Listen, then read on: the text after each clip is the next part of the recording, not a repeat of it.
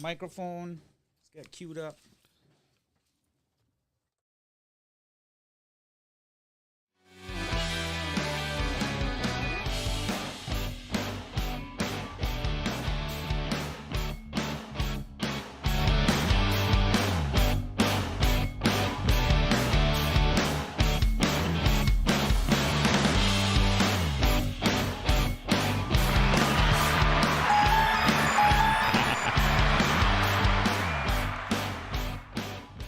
All right, welcome to the show. Sunday morning with Mahesh and friends.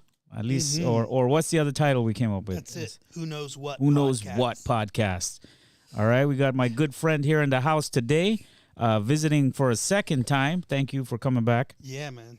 Yesterday, hallelujah. Yeah, yesterday was a little bit of a mess with my technical stuff here, and but you got quite a nice setup, I have to admit. Thanks, man. You're on top of it this morning. Yeah, I had to sort of, and we're still working on a lot of kinks, but we'll get there, you know. So Tony Camero, did I get that right? Mahesh. Mm-hmm. That's all right. right. Yeah, I spelt it wrong yesterday. Sorry about that. No worries. You all instantly think of Camaro, like the car. Yeah. You know, which I'm a huge car guy, by the way. So I got that. I got that. So what is that blue machine we have up there? Ford Escort, man. My family in Trinidad, this was kind of like the hot thing back in the day. So my grandfather had a newspaper company, and so on my dad's side, they were kind of wealthy, a little bit. And so they always had like the hottest cars at the time and stuff. And I remember this growing up as a kid, seeing my uncles drag racing this thing and hauling it around. Nice. It's like the first series. Okay, that's in the family. Yeah, it's a family DNA attraction, I guess. Oh, nice. It's just something that reminds me of the past, a little relic. And it's something that if I do get a little cash in my pocket, I might go to England because there's a company that rebuilds these. Like they have the mold, and they'll build it from scratch. I mean, you'll have a more modernized engine and suspension because more horsepower. But so it's still out there. Like this body style, you can get it custom if you want it. So it's a dream. You know, I'm not saying that. There you go. Just something. There you go. Hold on to the dream, man. So, yeah, welcome back to the show for the second time. Yeah. And I appreciate it. Thank you for coming out. And we were going to kind of pick up today on a few topics. I had initially thought about talking about the Boston Dynamic robot that I saw on TikTok this morning and maybe some AI, but... What are your thoughts on that? Should we play a video about that real quick? Play a video. Yeah. Creep us out. Yeah. Let me pull up this video here. That's Boston. Not always. Some of those lately that have occurred have been more entertaining and less creep out. But when you see like three of them walking over the hill in the woods, you're like, uh-oh. This is the one put out by Boston Dynamics that has everybody talking right now. It's sending everybody crazy. And go to full screen.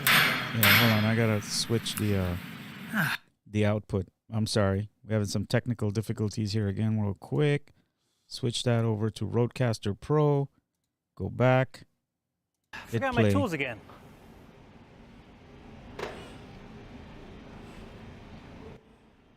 All right. So here's the robot, right? Start it back over here real quick. I guess they're kind of showing this like application use. My tools again.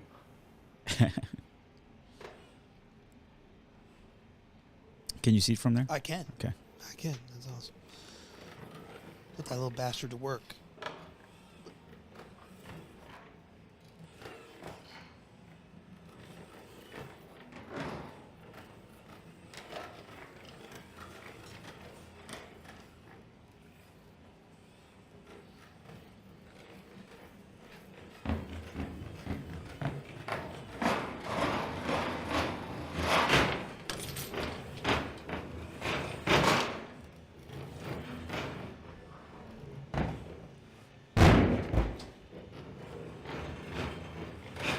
All right, that's not the creepy part. Here it is. Woo! Backflip. Nice. Where's your skateboard? Right. Such a show off. Got him his toolbox. Yeah. So that's That one was pretty cool. yeah. I mean, it looks pretty real. I mean, yeah, and they're demonstrating the practical value of the application of the technology. Right. There you go. You can pull that to you if see if it reaches you. Yeah. So they're showing us the practical value of it, which is cool. Well, that's one use. You can always go the other route with soldiers and police and you know. I mean, I guess that's the fear some people have is like, are we going to make these things use it to control human beings, or are we going to use it to liberate our species? You know, we can go both ways with this, and I'm hoping, or might be a little bit of both. Oh yeah, well, I think that applies. That paranoia kind of reaction occurs with every emerging technology. Yes. So, but I think it's necessary. Mm-hmm. I mean, it's good. I think it's definitely necessary. Right. To have some hesitation about the technology emerging, because you want to be cautious and you want to address the concerns, so that going into this, everybody's like collectively thinking, okay, this is the potential, negative side. Yeah. So how do we mitigate that? Mm-hmm. And these are the positives. But I think if we just go extreme one way or the other, it would be naive to go, either or, which is kind of what happens. I think that's probably nature's balance working. Yeah. You mean like having the extremes already existing in individuals, meaning that because the mixing of the collective is what brings that middle. Yeah. So that paranoid motherfuckers like you and me, right, are required to at least create that natural, organic kind of informed consent as society marches forward collectively in the deployment of technology. Yes. Instead of in ivory towers or locked rooms in smoky boardrooms. So sunlight is the antiseptic for all things, I think. And we're moving towards that with the kind of trends in decentralization. Yes. You're a big crypto guy too, huh? Mm-hmm. Jim and I have a little mini farm in the back. I don't know if he showed it to you yesterday. Yeah, he did. Yeah. I'm not on the mining speculation sides. Not really. I trade a little bit now, but I've was never really caught up into the fury of crypto trading and. Well, we were never. A lot of people made money, but I'm more of a utility guy. Like I want to see how the technology solves problems in business or the individual kind of existence. Yesterday we talked a little bit about your the episode that I can't recover. Sorry, which I apologize about. But we talked a little bit about your project with CBD or cannabis and the crypto project that you're involved in to track the process of this. Of course, it's not about just that particular product. It's just the initial application or use case for this project, which is a launch pad to all the broader, supply chain using crypto and this idea of NFTs, right? To manage the custody and the attribution of real world products as they travel through the supply chain, and then to provide a digital fingerprint of that kind of activity that a person has control over their own data and identity and things like that. Right, all very important. And we're gonna have to save that for another episode. Yeah, the question. And the question that came up was, what is an NFT? Because that's the big thing everybody, and there's a lot of jokes out there in the YouTube world of like, hey, man, you can't explain an NFT to me. What value is it? But it's not about the physical attributes or the superficial value. You're talking about it working as an actual construct for this process that you're doing, right? Because right now everybody's thinking, when you hear NFTs, and I know my listeners, those who are not too into crypto and stuff, I mean, they kind of have a peripheral understanding. They always, because the media is already kind of given a negative connotation to NFTs on one level as, it's this thing. Yeah, it's this thing that has fake value and rich people are doing it to kind of like move money around. But they don't understand that there's a technological component to this. attached behind whatever artwork or image that you see, which is what you were saying yesterday when you said about the flour. Like, I mean, tracking the product, like the farmer or whoever will take a picture of the potato or flour and attach that blockchain. Is it blockchain technology? It's or it's hashing not hashing. technically not blockchain, but blockchain is one technology set that you can apply to achieve this result. Blockchain, my contention with blockchain is that it won't scale. It's got scalability issues, but blockchain is a decentralized ledger technology, and there are other decentralized ledger technologies that use different protocols. So Bitcoin uses proof of work. Ethereum now is using proof of stake, and there's other protocols and math proofs that have been used historically by great minds and scientists and inventors to to define our universe and how it works. And now our scientists are using those math proofs to design software to accomplish things. And so now there's much faster ways to achieve the trust and immutability and finality of transactions that Bitcoin kind of brought to to be able to do that at scale. Right. So for me on my projects, I'm choosing to invest in a platform called Hedera. And Hedera is a third generation blockchain. Although it's not a blockchain, it's a hash graph. It's a directed acyclic graph. Yeah, kind of. Yeah, siblings in a way in the market, at least peers in the decentralized ledger space. Right. And because it's the most performant technology platform, it's a public ledger. Anyone can use it, go up. It's public. You don't need to ask anyone's permission. You just need to buy some HBAR, which is their token. So if you see in the top 30 now, HBAR they never hype the token. It's all about utility. That's kind of the distinction I think you were making is, is this a novel kind of artistic cultural use of it with the collectibles kind of application of NFTs? Right.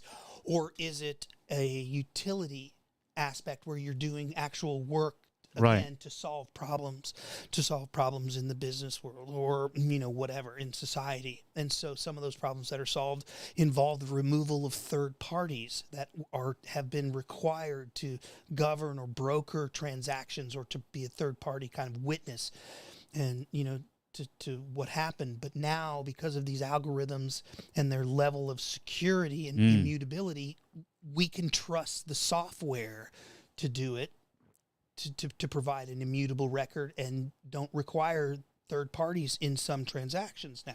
So that's one way blockchain and decentralized ledgers can eliminate the middleman, like the bank.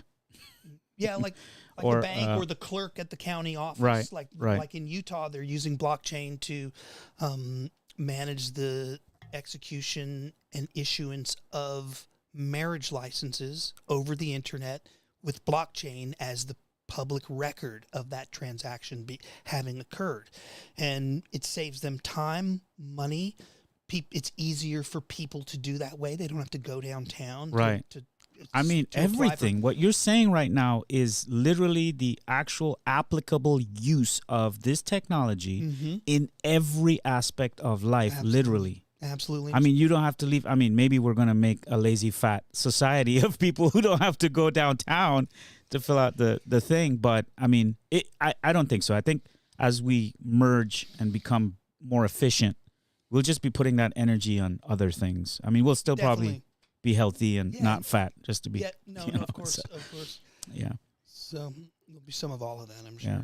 So you're actually a crucial key player here right now. And one of the reasons I wanted you on was to talk about what you're doing or like what you're involved in making that technology come over to the consumer in a more efficient manner, I believe, because you talked about it. And it sounded cool yesterday. Like I said, I lost the clip. I apologize to the listeners. But so I'm trying to based on what I remember yesterday, I'm trying to kind of revitalize that conversation, bring back what you were talking about, how your project is implementing this and where you plan to go with it. I don't know if you... Well, what we're doing is bringing clarity and transparency to the supply chain and agricultural supply chain in Oregon, the legal wholesale cannabis marketplace, which is one of the cannabis the legal cannabis markets are, and cannabis as a commodity itself, as an agricultural product, which is what it is the only agricultural product that I know of, commodity, that doesn't have a standard by which the material is rated and priced, Right. like in the other commodities markets. And so for that reason, the market dynamics aren't quite as natural in that space, and people who make a higher quality product, let's say these craft cultivators, these artisans who have been teasing out the various qualities and diversity of the cannabis plant over the decades, the legacy growers find it hard. There's no standard by which their material can be rated higher than the other material that is perhaps factory farmed or controlled by forces that don't really care so much about biological diversity in the product. Right. So we're trying to use the application of Hedera and a product that is running on Hedera from one of their partners, a large material sciences company that has a connected product cloud which manages products, is designed to manage products as they travel through the supply chain, and to document that all on the blockchain or the public ledger. So Hedera, or the hash ledger graph. Yeah, the hash graph. Okay. So, or more specifically, Hedera public ledger, which is is basically the only enterprise-ready, quote unquote, blockchain product. And I'll continue to use that term because it's synonymous basically in the minds of people, and people are more familiar with the term blockchain. They just don't know what it is. So the applications of blockchain is not just Bitcoin. It's being able to disintermediate third parties by providing a layer of trust to electronic transactions that provide an immutable ledger that is always there, and to do it very, very cheaply. That's the other thing, is that blockchains does stand to displace credit card networks and all of the costs involved with taking. Just come out and say it. It's going to displace jobs, man. I mean, that's a concern people have. It's like, AI and all this stuff is going to take away jobs. So what do we do with the people who were the middlemen? Like, where do we send them? What do we do with them? They're creative people, like you said. Let's focus our human resources on more creative projects. Let's eliminate unnecessary, redundant, repetitive tasks, and take the powerful creativity of those individuals and direct them with whatever they're interested in. I like it, like Star Trek. Yeah. We got to move out of the, kind of the old... Yeah, the old archaic way of thinking of 9 to 5 and make a paycheck and then you drop dead one day. I'm sorry, I don't mean to depress anybody out there, but that's kind of like, we got to move away and advance and become... I mean, the whole reason we started out with that model was so that we can get here. And now that we've gotten here as a species and we've improved technology to this magnificent point to where we can go anywhere with it, I think now we have a responsibility to help lift everyone else on the planet out of that, so that we're all on the same page and we can start moving into the cosmos, by the time we're developed to a certain point, we're going to need people going to... I'm probably getting way out there with this conversation, but... No, I'm sure Elon would weigh in on it. We're still going to need engineers, scientists, technicians. Those jobs will never go away because all this infrastructure still needs those people. Yeah. And I think we're going to need more scientists too. And think of all the human resource we're freeing up to do these things just by implementing this technology and taking all the monotony out of, everyday human, I got to go flip a burger today, kind of a life. So... and so that's why I would say people who are scared about jobs being lost and economic crashes, I think we got to kind of just step into it. We're going to have some economic hurt coming our way. Yeah, we're going through it now. Yeah, no, let's be honest about it. It's coming. It's going to come crashing down.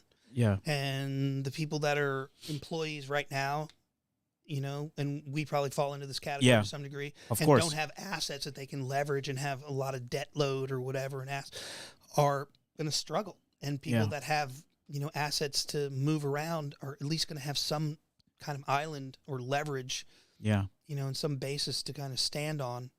So that's why it's important for people to do what you can now to structure yourself financially. I'm doing it. You Right. know, I got a little bit worried about the situation. I was like, well, fuck, what happens if it all comes down? What are you going to do? What are you going to stand on? Right. You know, financially. Well, I'd like to add an element to that. How I look at it in my head is like, let's say I lose every dollar, I lose my house, I lose whatever. We're in ruins. I still have me. Like, I mean, you got to see yourself as a resource. You are the economy. No, that's true. You know? Absolutely. So like when you're down, yeah, you've lost one, because when you go through a transition, you're going to lose anything and everything as you transition. But if a new world is emerging, all you got to do is pivot. It's like, okay, I got to go over there and talk to that guy. I got to go over there and see if these guys need this service or what. You know, like you start using your mind to find and navigate your way from the zero back to wherever you can plug yourself into this new world that's emerging, Yeah. right? Yeah. Every moment is new. Like, Yeah. And honestly, I mean, you got to be letting go of that whole thing with every word. Yeah. Yeah, that's a big one.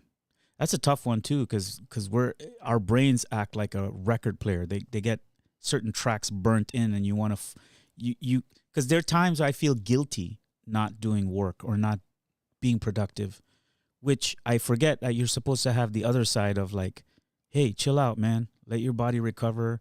Take some spiritual healing or prayer or whatever. Be in silence, you know, and our society's kind of fucked up with that in that it kind of trains you to be a slave, you know. Yeah, no doubt. To the point where you feel guilty to have to take some time for yourself or be, you know, set a boundary and be in silence. And, you know, I mean, even now I still battle that issue, but I mean, I'm working through it. I mean, we all are, I think, especially now we're going to have to with what's coming. We're all know? Neo.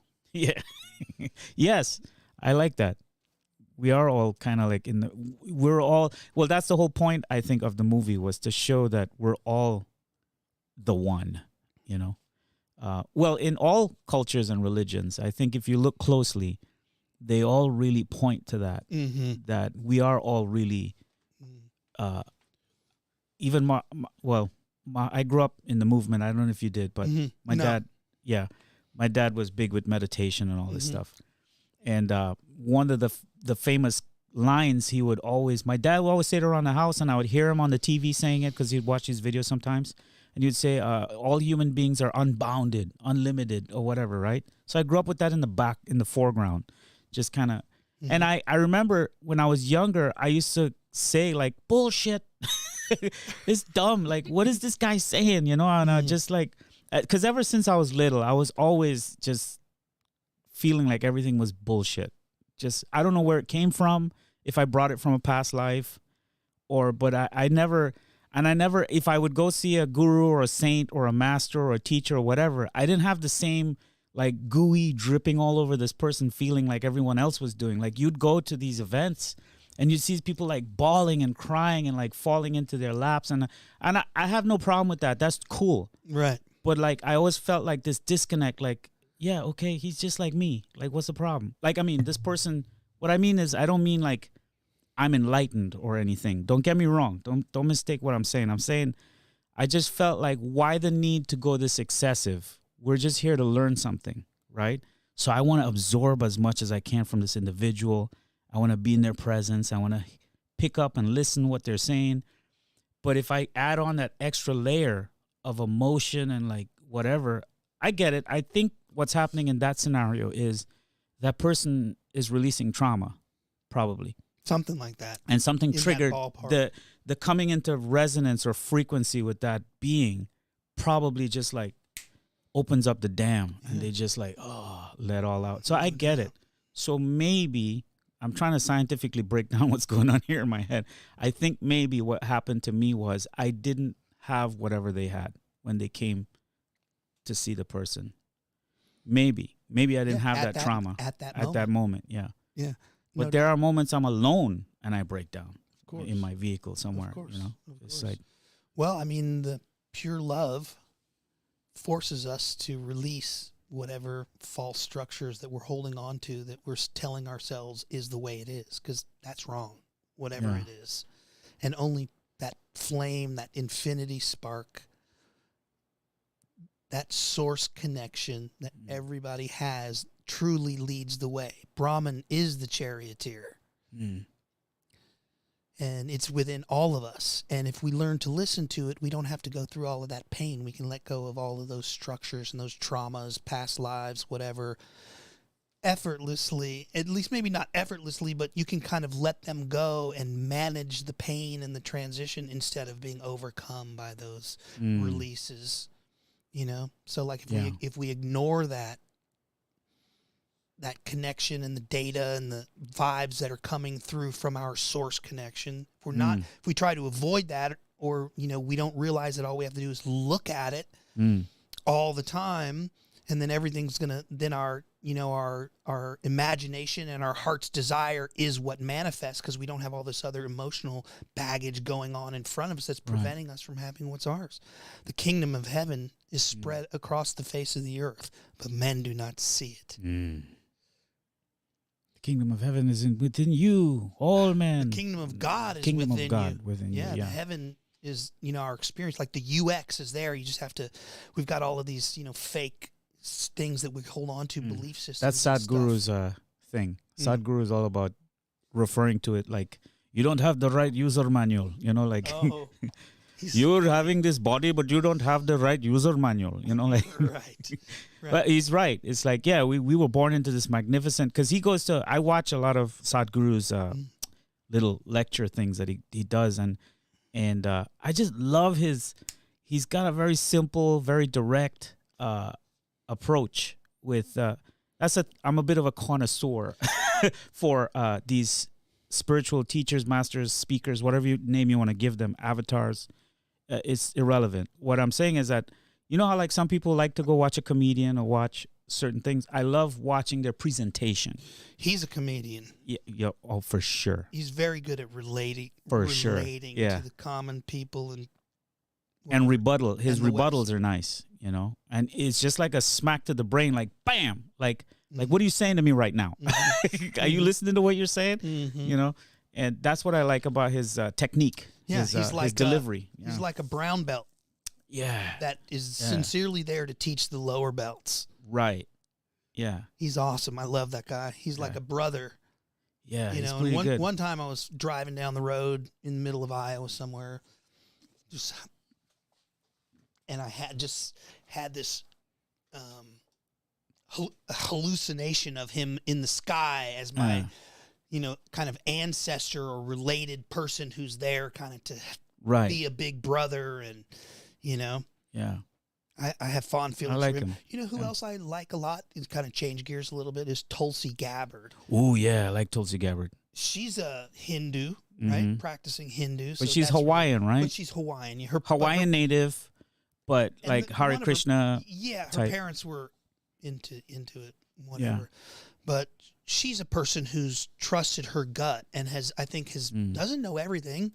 Has positions that she's grown out of or that I don't necessarily agree with, but she's had integrity for her own kind of self. And what, you know, like when she sees something wrong, she had the intestinal fortitude to step up. Like she even bitch slapped Hillary Clinton when you know, she was with the Bernie thing, when she was a rising star in the Democratic Party.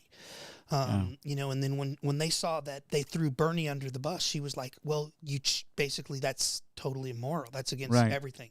So I'm not going to be a part of that. You know? That's when they started alienating. Yeah, of course, for sure. You can see who the real ones are in both parties, and eventually the system kind of pushes them out. I love how they're doing so much. Kamala Harris. Yes, that was the. I don't know if I can find that video real quick. See if I can find it. Oh my God, that's a good one. You know, and that whole entourage is so paper thin. Even the dude, even the actor from here it is, bro. This starts with a U and has a K in it. You know the one I'm talking about.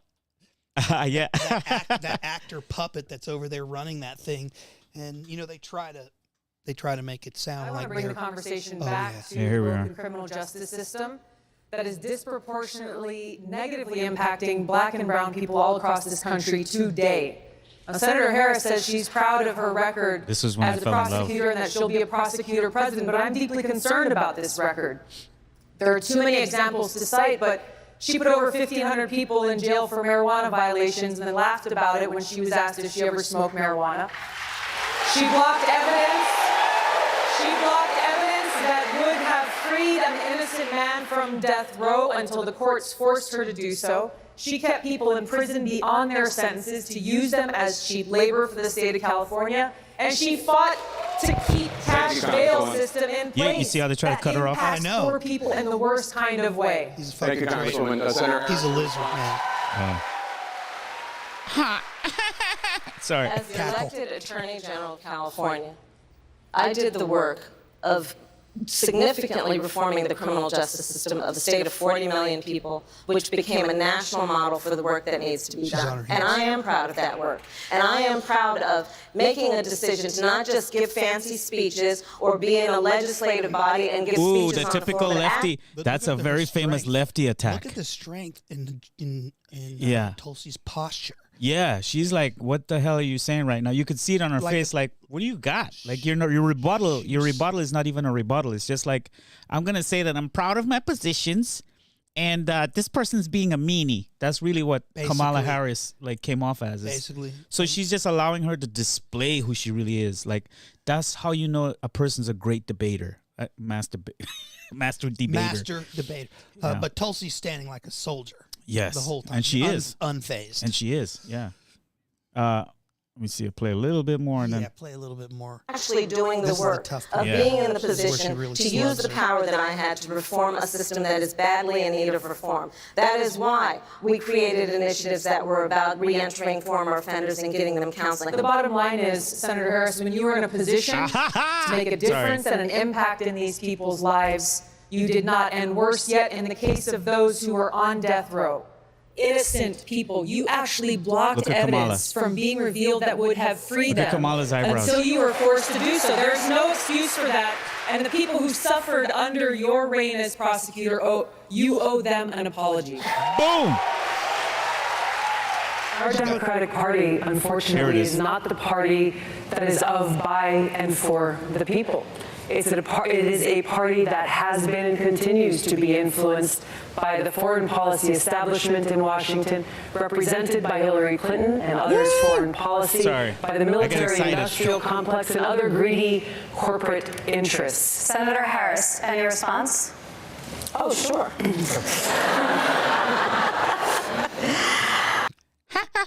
I'm getting ready just to attack you. Yeah, I don't even want to hear what she has to say. She's got nothing substantial to say. That's the thing. Mm-hmm. So that's all we wanted to show the viewer was like you can clearly see the solid difference between the two personalities, the way that they presented their argument.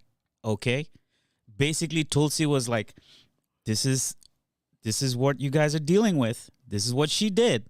Right? And her thing was like, I'm proud of it, and you're a meanie. And then jumps to like, and by the way, what was the last one she said? Something about some other false claim. Yeah, but the strategy and the tactic that Kamala is using, I want you to recognize it because every single person self-identified lefty, every person who kind of called or labels, and I say labeled themselves, boxed themselves in because you're an unlimited, beyond potential human being. You're like, you have no label, boundary, or restrictions on you other than your brain, your mindset.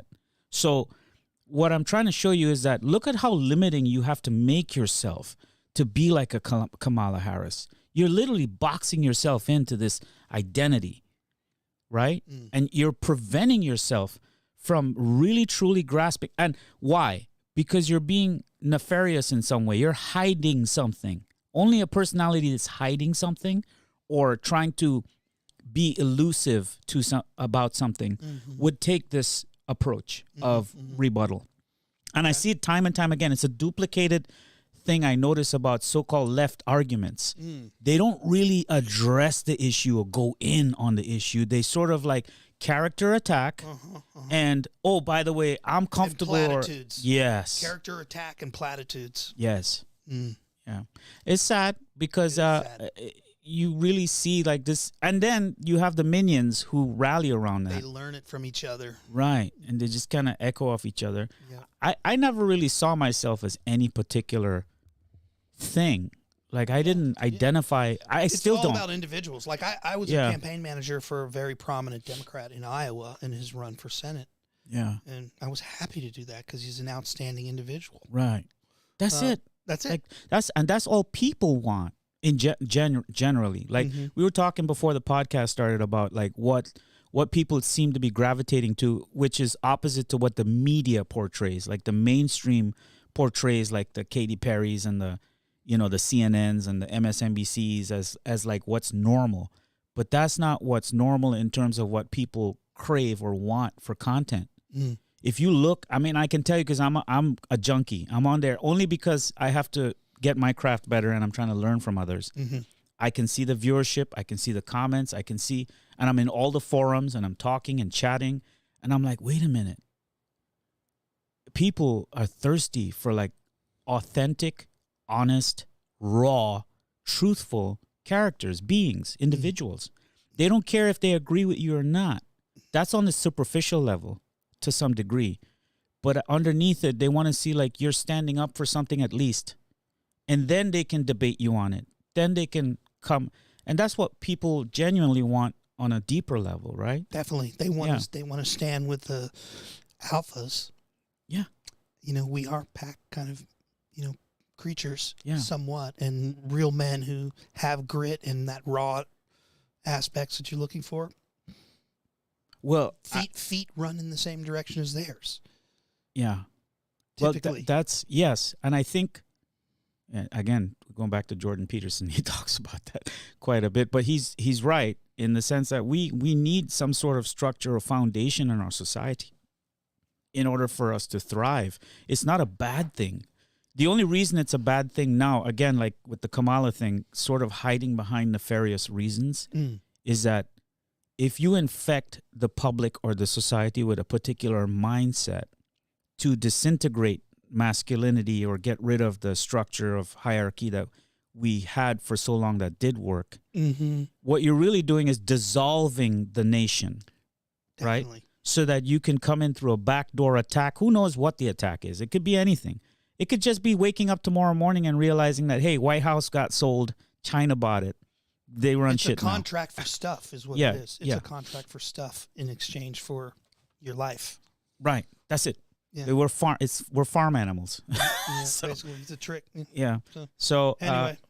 but- I love that meme. This brings me to that meme where, the chicken is out running around, saying something about how, no, it's true. He's, I swear he's going to, they just took him. He is, and they're like, oh, shut up. The farmer loves us.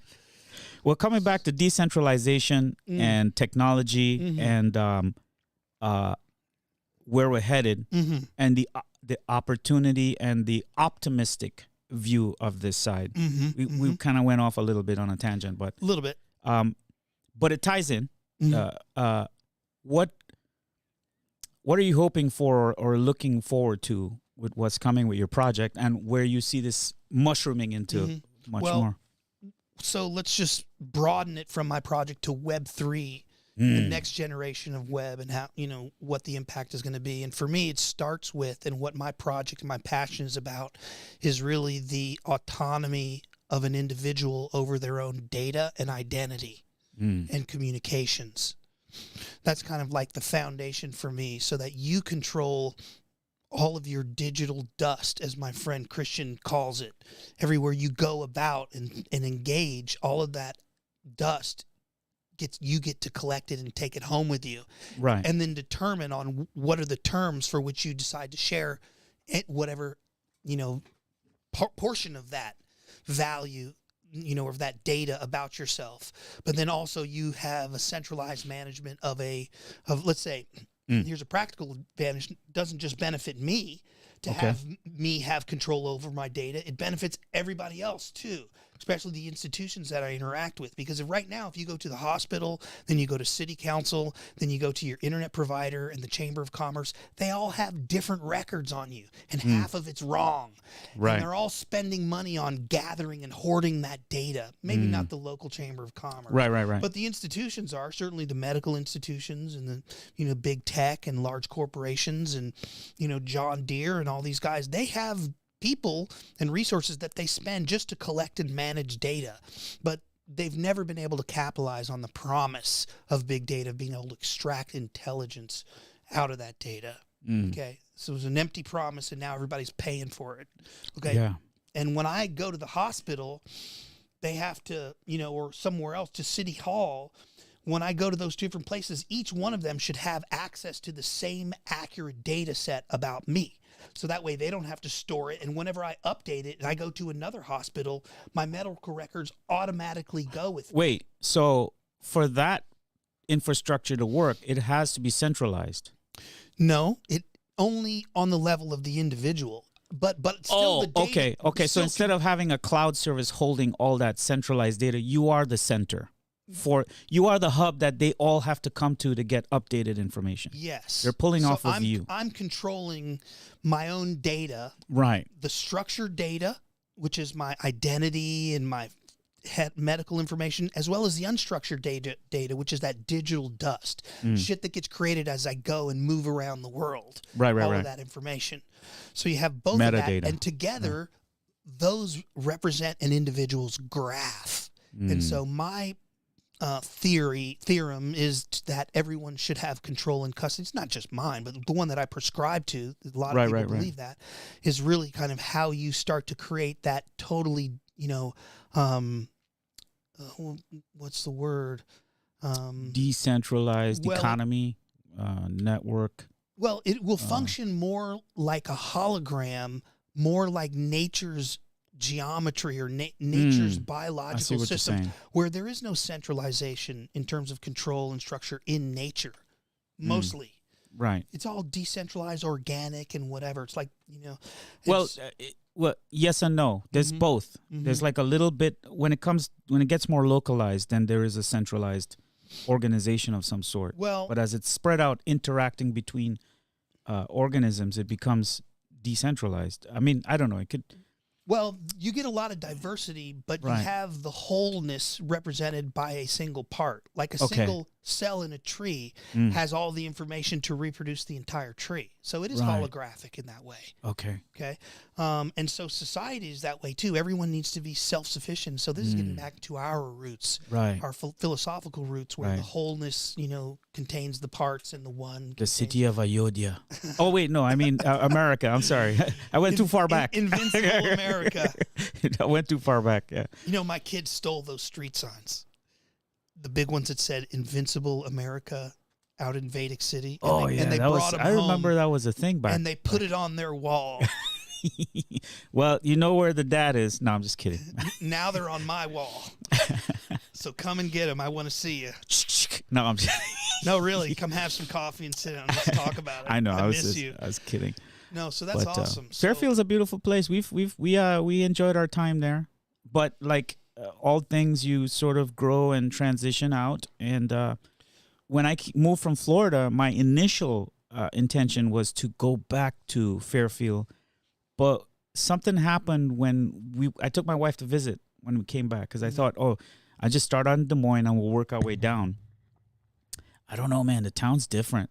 Like I didn't feel like it was happening like it was when I was there. I don't want to be cold, but it's a little bit of a hollow shell kind of existence now. Marshy's gone. The leadership lost its way somewhat, and there's been some kind of a couple of reorgs that kind of have it on its own track with the David Lynch Foundation and a few things. But they were milking the immigration situation to pay for everything, bringing large groups of people over because they could get grants and whatever. Right. They had to do what they could do to survive. Right. But they weren't this, exploding, popular, viral kind of thing. Right. It never took off. Right. And, I think what causes that the window of opportunities, I think, gone. Yes, because when the time was happening, I remember even when I was there, by the way, I got kicked out of MEOM. I don't know if You I did? told you that story. You can tell me. I did I do because remember maybe it was something to do with. I think I got in a fight with a guy who was my teacher, and I said some you stuff. Think And you got in a yeah, fight. I did. What's I his did. name? Tell me that. David Pullman was his name. David Pullman Yeah. was your instructor. He was a- he's he a was peer a- of ours. He's a peer of ours. Yeah, he was a good guy. I had No, he's no a problem nice with him. guy. I He think and his brother. what happened was when we were doing SCI, which is like the pre-courses you take before you actually start your courses. That's what I got kicked out for. Okay. Was SCI. Okay. I two incidents. The first incident was I would just sort of like give my own in-depth review or analysis about whatever we saw or heard. And there were some moments when he said, "You're not supposed to analyze this. Just take it for what it is." And I was like, it threw me off. I was like, "What?" That's what the whole process is. Part of their whole cult is don't think for yourself. Oh, don't mind when it comes up. Ignore And what's it happening. threw me for a loop Mm. because my dad raised me the opposite. My dad's a A leader in the governor. movement, right? Like, Mhm. yeah, he was a From governor. Trinidad. Mhm. He spent time in Rishikesh with Maharishi. Mm-hmm. I mean, I never met your dad, but yeah, I do recognize that you guys had some roots. yeah, and he was a part of the movement in Trinidad. And anything they asked him to do, he'd do it. I mean, he was just he even ran as a candidate for the Natural Law Party Mm. back then in the Caribbean, in Trinidad. Mm. So like he was all in, man. And but the difference with my dad and the other, I guess if the nickname we had was Ruse, right? For all the other Right, the gurus, was that there was a difference in how my dad raised us to think versus when I would be encountered or be in the room with other so-called Ruse, was that my dad was always about, go think for yourself. Like he would say to me, Maharishi in Rishikesh would tell the group when Jiddu Krishnamurti came or another Swami came to visit, he was like, go see their lecture. He would make it mandatory that they go see their lecture because a true seer understands one thing. And my dad always said this. It all leads back to the same place. So you don't have to be insecure or afraid. In fact, you encourage it because you want everyone to kind of see the same thing you're seeing, which is like, hey, go listen to that guy. Go see that other guy. And that's kind of how, and he, even before he went to see Maharishi, since he was young, I mean, he was a part of the Black Power movement in Trinidad. Like, he was everywhere. He didn't, and then my grandfather was, so there's some DNA there, you know? And so he never gave me that side of the movement that I encountered when I came to Fairfield. Fairfield was a culture shock because it was kind of like everybody's part of this No, they're cult. trying to Don't control question you. anything. They want robots. Yeah, and They I'm don't in want there anybody like to stick their head out. Like there was so much resistance. Imagine me as a 19-year-old, 20-year-old guy running crazy, somewhat, or at least just all the energy, and there was faculty members that tried to set me up, fabricated shit about me to get me thrown out. Oh yeah, Didn't happen because I was paying attention and I saw it going down and put it out before it got anywhere. But I mean, it's fucking ridiculous, man. They're trying to protect. There's so much jockeying, or I don't want to come down on them too hard, but over the decades, there's just so much jockeying for position and limited resources, and they were milking everyone of every ounce of energy that they had. Well, that's why Maharishi said many times that having an organization is, what's the word in Veda, tamasic, which I think means toxic. And that's why, like I said, there's all this stuff implanted in my brain I grew up with that I didn't even know what it meant, what it was. Sure. But as you grow older, it's like a library. You pull stuff and you're like, oh, that's what this means. And what he meant by it being toxic was that that's the natural evolution of where these structures, that's why there has to be a natural progress of destruction and then rebirth again. Sure. Satwa, because Thomas, and there's another one, right? Yeah. 3 interacting dynamics. Just part of it. There's always a negative. Whatever. And he knew All that. That's true. why his only focus was always just meditate. That was Maharishi's big selling thing.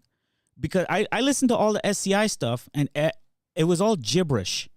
I mean, when I mean gibberish, I'm sorry if you're listening and you know, but what I mean by that is there's only one underlying message this guy had through all the noise. because you remember, you're marketing something, you're selling a product. Product is enlightenment, health, lifestyle, meditation, right?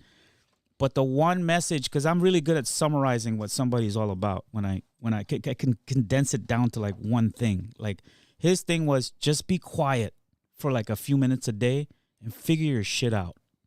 And then go live life, man. That was it. Like that was his whole shtick, right? But then you go through the movement and the whole collective of that thing, and it's like everybody's overcomplicating it and adding all this layers and shit. And for me, that's what made it. That's why I got squeezed out, because it's like, hey, get this kid out of here. What's coming in here with your simplification of shit? Don't. But in my head, it's like, if you can't explain it to a baby, then it's not worth teaching it, because then what good is it to the human being? I can't use it. And I think the reason we kind of do that is it just makes it something to strive for, and it gives you an excuse not to cross that barrier of evolving. And I don't know, it's a human tendency. We all do it, even I. I'm not claiming anything here. I'm just saying like what my observations. And so I got kicked out, not kicked out, but squeezed out, I should say, because they said I had to pay to retake the course. And I said at that moment, the hothead I was at that age, well, I still am quite a little bit, was like, screw this, I'm not paying for another class. And I just walked out. But again, I was American born. I had grants, the Pell Grant. I just did robotics at Indian Hills. I was like, I don't know. I just grew up feeling like, man, I can go anywhere. I could do anything. So why do I have to put up with this shit? That's just the mentality. They're weak on the academic rigor side. They were like a sieve. It was just like, didn't hold any water. The academic rigor at MIU was just wasn't there for me.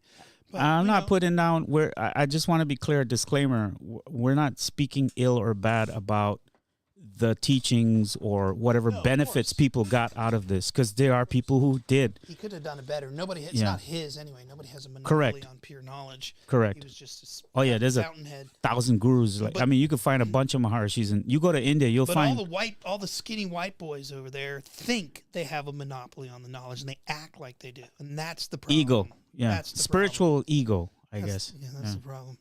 All right, next. Where's the list? I gotta go. All right.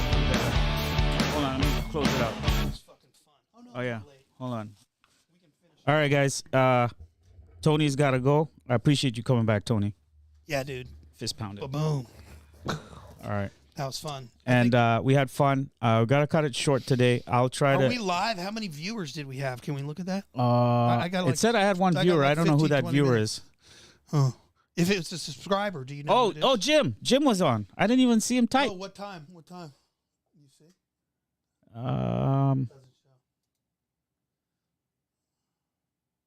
Sign into chat. Forget about it. Yeah, I got to sign in. I'm sorry, Jim. If you're watching, I'm sorry. Jim, thanks for letting us use your office, man. Man. That was awesome. That was fun. It was awesome. I think that was, what, pretty good content? Or?